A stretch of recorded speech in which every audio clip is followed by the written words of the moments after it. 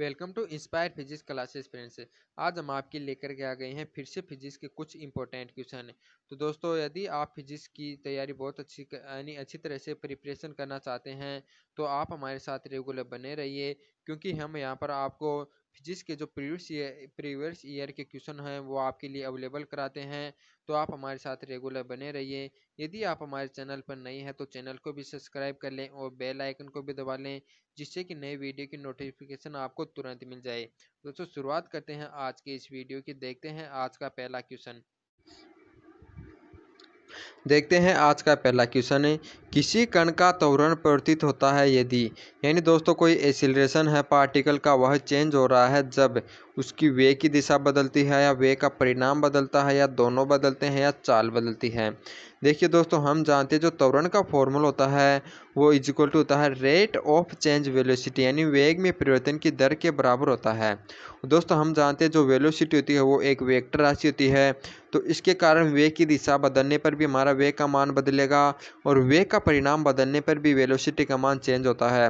और यदि वेलोसिटी के मान में यानी चेंज हो रहा है तो हमारा जो त्वरण होगा वो भी हमारा परिवर्तित हो जाएगा। तो इस क्वेश्चन का राइट आंसर हो जाएगा ऑप्शन नंबर सी वाला, यानी कि यदि वेग की दिशा एवं वेग का परिणाम दोनों बदल रहे हैं तो दोनों के बदलने पर भी हमारी जो रेट ऑफ चेंज वेलोसिटी यानी वेग में परिवर्तन की दर होती है वो उसका मान चेंज होता है, यानी कि त्वरण का मान परिवर्तित हो जाता है। तो इसका राइट आंसर रहेगा हमारा ऑप्शन नंबर सी वाला। बहुत सिंपल क्वेश्चन था। अब देखते हैं आपके लिए नेक्स्ट क्वेश्चन है, जब किसी गतिशील वस्तु की चाल को 2 गुना कर दिया जाता है तो इसका त्वरण 2 गुना होगा, संवेग 2 गुना हो जाता है, गतिज ऊर्जा 2 गुनी हो जाती है, या स्थितिज ऊर्जा 2 गुनी हो जाएगी।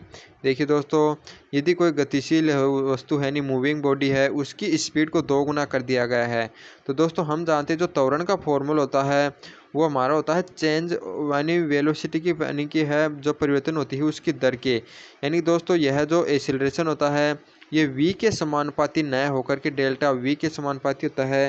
यानी दोस्तों यदि चेंज ऑफ वेलोसिटी का मान 2 गुना होता तब एक्सेलरेशन का मान 2 गुना हो जाता, लेकिन यहाँ पर केवल स्पीड को 2 गुना किया गया है तो यह हमारा त्वरण 2 गुना नहीं होगा, तो ए ऑप्शन हो जाएगा गलत। अब है बी ऑप्शन हमारा कि संवेग 2 गुना हो जाता है। तो दोस्तों हम जानते हैं P इज इक्वल टू होता है हमारा mv, तो यदि वेलोसिटी है दोस्तों उसके डायरेक्ट प्रोपोर्शनल होता है संवेग, यानी P समानुपाती होता है v के। यदि वेलोसिटी या स्पीड का मान 2 गुना किया जा रहा है तो दोस्तों हमारा संवेग का मान 2 गुना हो जाएगा। तो इस क्वेश्चन का राइट आंसर हो जाएगा हमारा ऑप्शन नंबर बी वाला। बल्कि सी ऑप्शन में आपको दिया हुआ है कि गतिज ऊर्जा 2 गुनी हो जाती है। तो दोस्तों काइनेटिक एनर्जी का जो फॉर्मूला होता है वो mv²/2 होता है, यानी कि जो काइनेटिक एनर्जी होती है वो हमारी v² के समानुपाती होती है। यदि v के मान को 2 गुना किया जाएगा तो काइनेटिक एनर्जी 2 गुनी न होकर के 4 टाइम्स हो जाएगी, यानी कि 4 गुनी हो जाती है। तो सी वाला ऑप्शन भी गलत हो जाएगा। और डी वाला ऑप्शन है स्थितिज ऊर्जा, बल्कि स्थितिज ऊर्जा होती है हमारी mgh, यह हाइट एवं गुरुत्वीय त्वरण पर निर्भर करती है, वेलोसिटी पे डिपेंड नहीं करती। तो इस क्वेश्चन का राइट आंसर हो जाएगा ऑप्शन नंबर बी वाला, यानी यदि चाल को 2 गुना कर दिया जाता है तो संवेग होगा वो भी हमारा 2 गुना हो जाएगा, बल्कि त्वरण और गतिज ऊर्जा एवं स्थितिज ऊर्जा 2 गुनी नहीं होगी। अब आपके लिए नेक्स्ट क्वेश्चन है, दिए हुए 4 कणों के संवेग समान है तो किस कण की गतिज ऊर्जा अधिकतम होगी। यानी दोस्तों आपको 4 पार्टिकल दी हुई हैं, प्रोटॉन, इलेक्ट्रॉन, ड्यूटेरियम, अल्फा कण। इनका मोमेंटम है यानी कि दोस्तों संवेग आपको सेम दिया हुआ है, यानी समान दिया हुआ है, और आपको बतानी है कि जो काइनेटिक एनर्जी होगी वो मैक्सिमम किसकी होगी। तो दोस्तों हम जानते हैं जो हमारा मोमेंटम का फॉर्मूला होता है संवेग इज इक्वल टू होता है हमारा P is equal to mv। दोस्तों ये हमें संवेग यानी कांस्टेंट दिया हुआ है, नियत दिया हुआ है, तो हमारा m और v में जो रिलेशन हो जाएगा वो हो जाएगा v यानी हमारा प्रोपोर्शनल हो जाएगा 1/m, यानी दोस्तों वेलोसिटी हो जाएगी वो m के व्युत्क्रमानुपाती हो जाएगी। दोस्तों हमें निकालना है कि गतिज ऊर्जा अधिकतम किसकी होगी। दोस्तों गतिज ऊर्जा अधिकतम किसकी होगी, जिसका वेलोसिटी का मान अधिकतम होगा, और वेलोसिटी किसके अधिकतम होगी, जिसका मास सबसे कम होगा। दोस्तों हम जानते हैं दिए हुए कणों में सबसे कम जो मास होता है वो होता है इलेक्ट्रॉन का, क्योंकि इसका जो मास होता है वो 9.1 इंटू 10⁻31 होता है। इससे अधिक होता है हमारा प्रोटॉन का, ये होता है हमारा 6.3 6-7 गुना 10⁻⁻27 होता है। बल्कि दोस्तों जो ड्यूटेरियम होता है इसका हमारा जो प्रोटॉन का मास होता है इसका 2 गुना होता है, यानी 2 गुना MP होता है। और एल्फा कण होता है हमारा 4 टाइम्स MP, यानी प्रोटॉन का 4 गुना।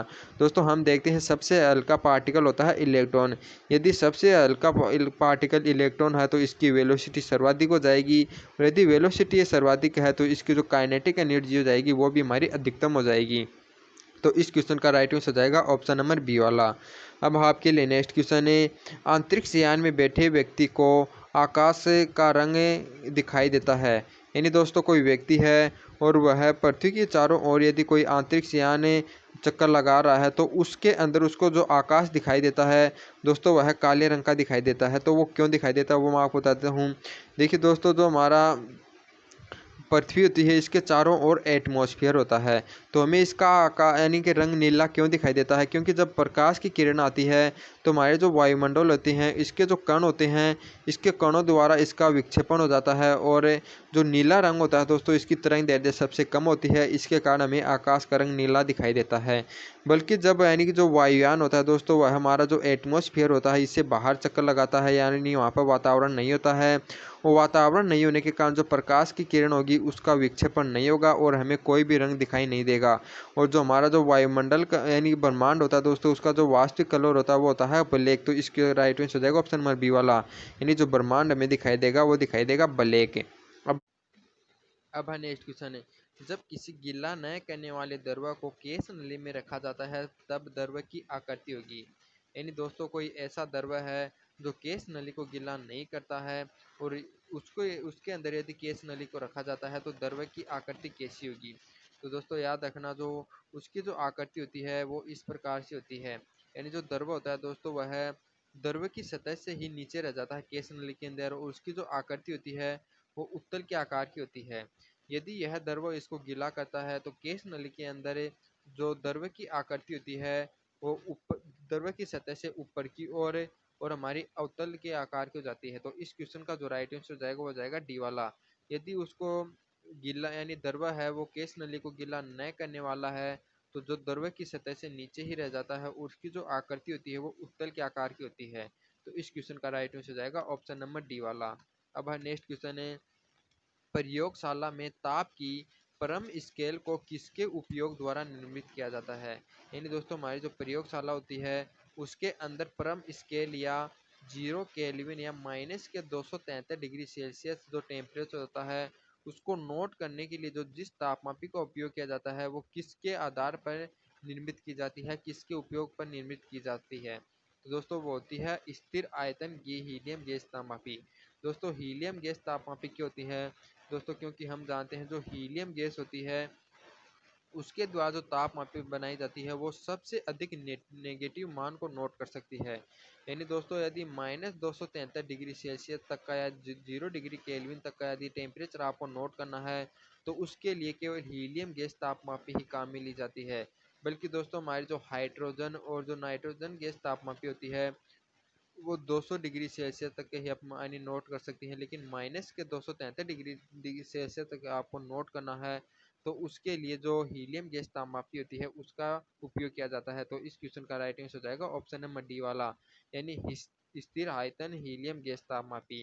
अब नेक्स्ट क्वेश्चन है, दो ध्वनि स्रोत एक साथ बजाए जाते हैं तो 0.25 सेकेंड में दो विस्पंदन उत्पन्न करते हैं, यदि तो उनकी आवृत्तियों का अंतर होगा। यानी दोस्तों आपको दिए हुए हैं कि कोई दो ध्वनि स्रोत हैं, यदि उनकी आवृत्ति मान लेते हैं पहले की n1 है दूसरे की n2 है, और दोस्तों कोई जो विस्पंदन उत्पन्न हो रहे हैं वो 0.25 सेकेंड में दो विस्पंदन उत्पन्न हो रहे हैं। दोस्तों विस्पंदन आवृत्ति कितनी हो जाएगी हमारी, यानी 1 सेकेंड में उत्पन्न होने वाले विस्पंदन हो जाएंगे 8 है। यदि दोस्तों 0.25 सेकेंड में दो विस्पंदन उत्पन्न होते हैं तो 1 सेकेंड में जो विस्पंदन उत्पन्न होंगे वो जाएंगे 8 है। और दोस्तों याद रखना जो विस्पंदन आवृत्ति होती है हमारी वह किसके इक्वल होती है, यानी कि यदि दोनों स्रोत हैं उनकी आवृत्ति n1 एवं n2 है तो दोस्तों हमारी जो विस्पंदन आवृत्ति होती है हो जाती है n, वो n2 माइनस n1 के इक्वल होता है। यानी कि दोस्तों हमारे जो ध्वनि स्रोत होते हैं उनकी जो आवृत्तियों का अंतर होता है वो हमारी जो विस्पंदन आवृत्ति होती है या 1 सेकेंड में उत्पन्न होने वाले विस्पंदन होते हैं उसके इक्वल होता है। और हमें यही पूछा गया है कि जो विस्पंदनों की जो स्रोत हैं उनकी आवृत्तियों का अंतर होगा। तो दोस्तों वह हो जाएगा हमारी विस्पंदन आवृत्ति के इक्वल यानी एन के। तो ये हमारी निकल कर आई है 8। तो इस क्वेश्चन का राइट आंसर हो जाएगा ऑप्शन नंबर डी वाला, यानी जो आवृत्तियों का डिफरेंट हो जाएगा वो हो जाएगा हमारा 8, क्योंकि विस्पंदन आवृत्ति में दी हुई है 8 है। अब है नेक्स्ट क्वेश्चन है, प्रकाश विद्युत प्रवाह में निरोधी विभव किस पर निर्भर करता है। यानी दोस्तों हमारा जो फोटो इलेक्ट्रिक इफेक्ट होता है उसके अंदर जो निरोधी विभव होता है, यानी निरोधी विभव किस पर डिपेंड करता है। दोस्तों याद रखना जो निरोधी विभव होता है फोटो इलेक्ट्रिक इफेक्ट के अंदर है वो केवल यानी उसकी आवृत्ति पर नहीं, हाँ नहीं दोस्तों हाँ फ्रीक्वेंसी पर डिपेंड करेगा। दोस्तों जो निरोधी विभव होता है वो आवृत्ति पर डिपेंड करता है, और हमारी जो वोल्टेज करंट होती है या प्रकाश धारा होती है दोस्तों वह डिपेंड करती है तीव्रता पर। दोस्तों यदि आप इन दोनों के अंदर कंफ्यूजन होते हैं तो दोस्तों आपको एक ट्रिक बता देता हूँ। दोस्तों हम जो निरोधी विभव होता है इसको वी नोट से प्रदर्शित करते हैं, और बल्कि जो फ्रीक्वेंसी है यानी आवृत्ति है उसको अपन म्यू से प्रदर्शित करती है। यानी दोस्तों इनको वी की तरह लिखा जाता है, दोनों को सेम लिखा जाता है, तो अपन इसको आपस में याद रख सकते हैं। यानी जो निरोधी विभव होता है वो आवृत्ति पर डिपेंड करता है, बल्कि दोस्तों हमारी जो धारा होती है एम्पियर होती है उसको अपन आर से आई से डिपेंड करते हैं, और जो तीव्रता होती है इंटेंसिटी होती है इसको भी अपन आई से डिनोट करते हैं यानी आई नोट से।